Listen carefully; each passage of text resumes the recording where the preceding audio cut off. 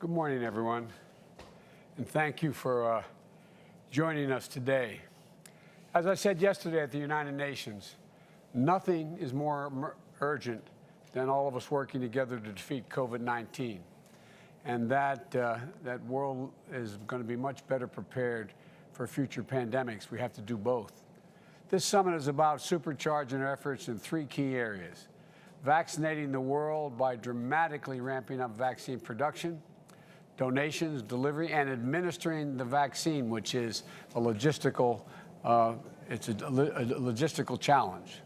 Addressing the oxygen crisis in many hospitals around the world, making other treatments more accessible, and increasing the availability of public health tools like masks and tests. And building back better so that our global health security infrastructure is more resilient than it is today. We've all suffered. The United States has lost more than 670,000 of our fellow Americans. Worldwide, the death toll is above 4.5 million people. 4.5 million people. And this is a global tragedy.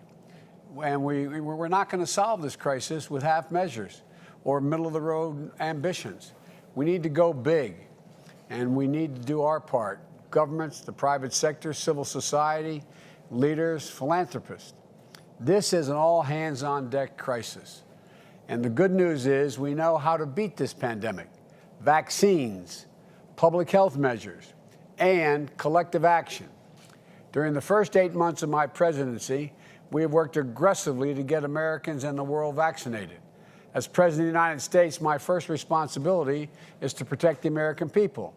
And I'm proud that we've gone from 2 million Americans being fully vaccinated when I took office in January 20th to 182 million and counting today in America. But we also know that to beat the pandemic here, we need to beat it everywhere. And I'm keeping the promise that America will become the arsenal of vaccines, as we were the arsenal for democracy during World War II.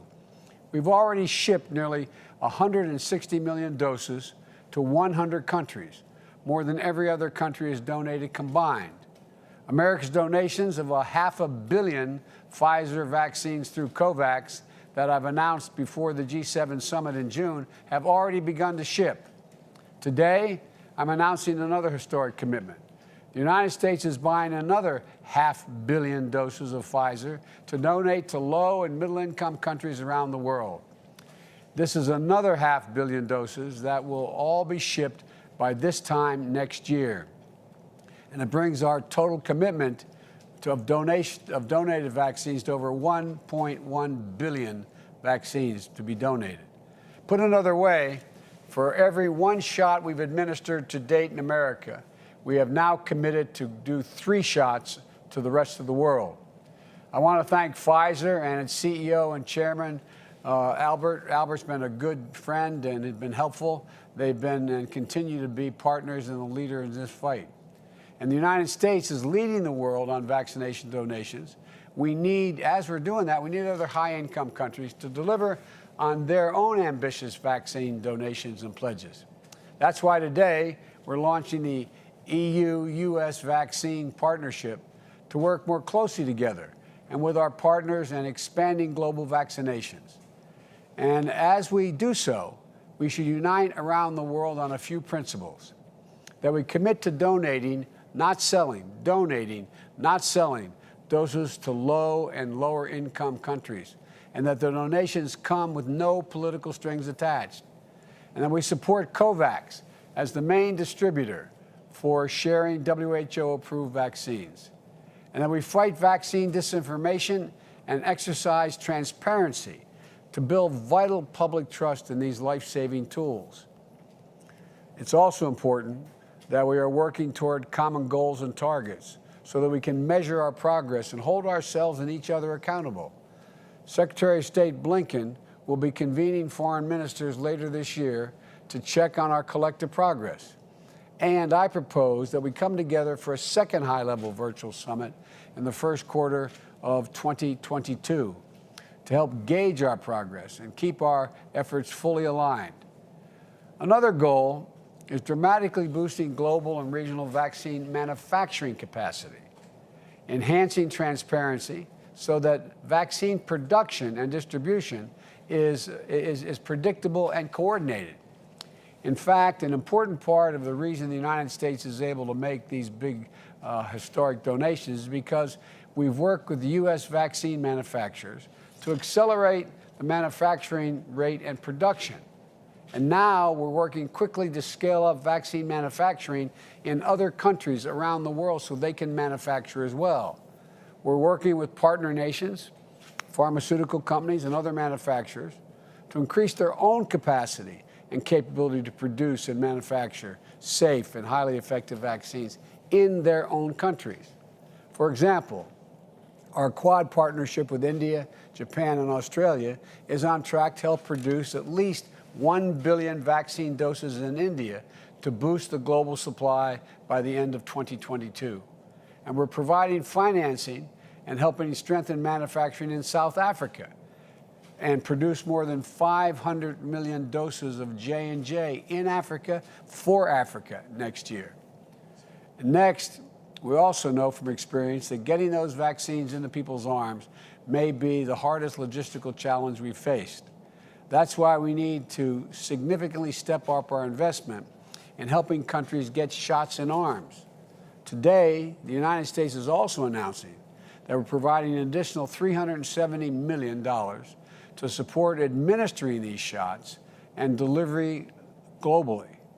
And we will be providing more than $380 million to assist in the Global Vaccine Alliance, Gavi, to further facilitate vaccine distribution in regions with the greatest need.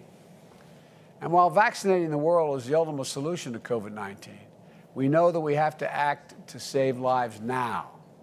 That's why the United States is providing nearly $1.4 billion to reduce COVID-19 deaths and mitigate transmission through bulk oxygen support, expanded testing, and strengthening healthcare systems and more.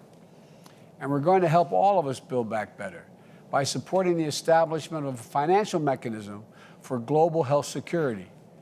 To simply state it, to prepare for the next pandemic, because there will be a next time, we all know that. Vice President Harris will be speaking more on this issue later today. And finally, I want to acknowledge the leaders from the private sector, philanthropy, and civil society who are here today. Governments can do a lot, but we cannot do everything on our own.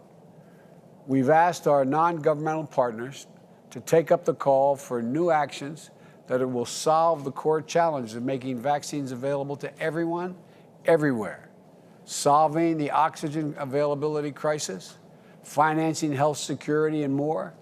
And I'm grateful. I'm grateful for their leadership. And let me close with what I made clear yesterday at the UN. We can do this. This is within our capacity. We know what needs to be done. We just have to make the choice to do it. Now, the leaders on the screen that I see here today, I know they've made that choice. And I think they know we can do this. And I promise you, the United States will continue to lead, will continue to drive historic commitments in vaccine donations, 1.1 billion and counting, so we can defeat COVID-19 together. And we'll continue to invest in creating a future of true global health security for all people. That is a big, big goal we should have. And we're going to lead with the power of our example. And we're not going to stop. But the only way to get this done is for everyone, everywhere, is for all of us to step up, which I'm confident you will. And now I'd like to turn this over to Ambassador Thomas Greenfield of the United Nations. And I want to thank everybody on the screen I can see here without going to each one of you.